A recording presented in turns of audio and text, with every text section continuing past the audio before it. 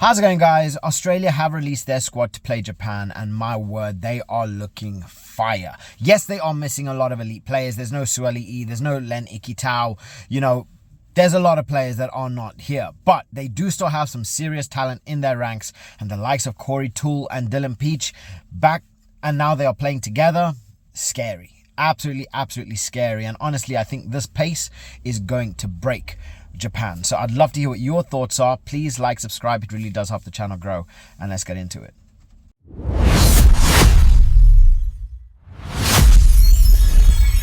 So, okay. Like I say, they are missing a lot of players, but I mean, the pack in Bell, Nasser, Nongo. Nongo had a lot of appearances off the bench. Finally, he's getting a bit of starting time. I think the guy is absolutely crazy. He's really good. And then you have Williams and Salakaya Lotto as well. Brilliant partnership. But what I'm most interested in is the back row. So we got champion De Crespigny, Valentini, and Carlo Tazzano. I'm a big fan of Valentini. They do have Harry Wilson on the bench, which is always a lovely addition to have. So if whatever's needed, you can move Valentini to 6, bring Harry Wilson in at 8, and then obviously have Carlo Tazzano at 7. That is scary. That really is scary. Gordon and Tame Edmed as the halfback pairing. It is not Carter Gordon. I believe it's Jake Gordon. And yeah, they are going to be able to move the ball around really nice, quick, give them a bit more experience. Obviously, Jake Gordon does have a lot of experience.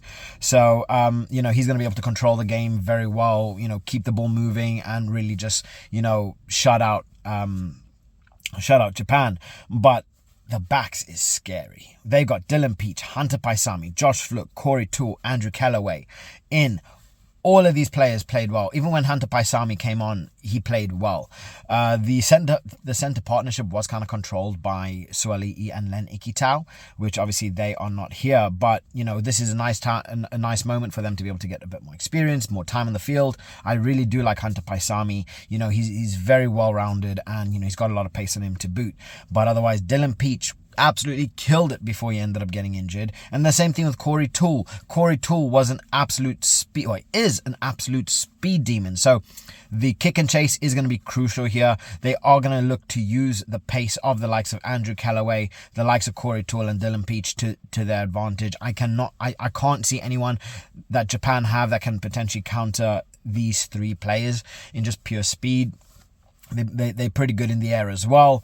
They move the ball around very quickly. We are seeing a very quick moving Australia. They're very explosive. They're very expansive. They get the ball moving very quickly, and especially when they're in tight spaces, they are able to counter-attack very well. As we saw up against the likes of South Africa, as we saw up against the likes of New Zealand and Argentina, they are able to move the ball around very quickly. And the moment you lose focus, you'll find yourself on your back foot, and they are sprinting ahead. So definitely not anyone to overlook, because my word, they are really good. They are playing really well. Now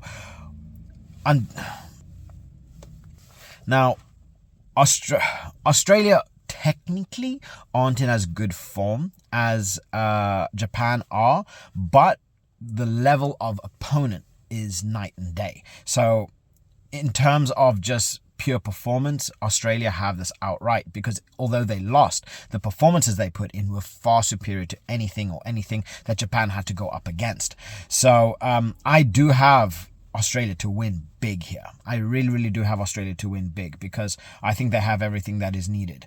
And yeah, this is going to be exciting. I mean, even taking a look at the replacements, they have Billy Pollard, Aiden Ross, Tom Robertson, Josh Canham, Harry Wilson, Ryan Lonergan, Hamish Stewart, and then Filippo Daugunu. We've seen how much of a monster Daugunu is. He's such a heavy ball carrier. He's quick. He can get the ball moving, and he can fend off really well. So when he comes on, and we know he's going to come on, he's going to cause an absolute nuisance for everybody in the park.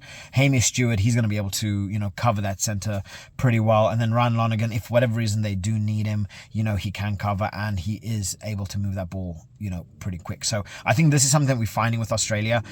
They don't want to play small. They don't want to play slow. They want to keep the ball moving as quickly as possible, work phase play, get the ball out to the wings as quick as physically possible, so that they can utilize the likes of Dylan Peach and Corey Toole just unload that speed. And then obviously you have someone like Andrew Kellaway that, he's good in the air, he's able to make big runs, he's a brilliant ball carrier, but not only that, he has the speed to be able to outpace pretty much any winger or any back that that they might have at their disposal. So it's going to be interesting. I cannot wait for this. It's going to be an early start, 6:50 a.m. They're playing in Japan, and I'm going to be up for it. Hopefully I see you guys there as well.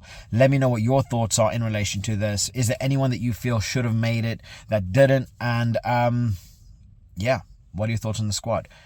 Drop your thoughts in the comment section below. I'll catch you guys later. Bye.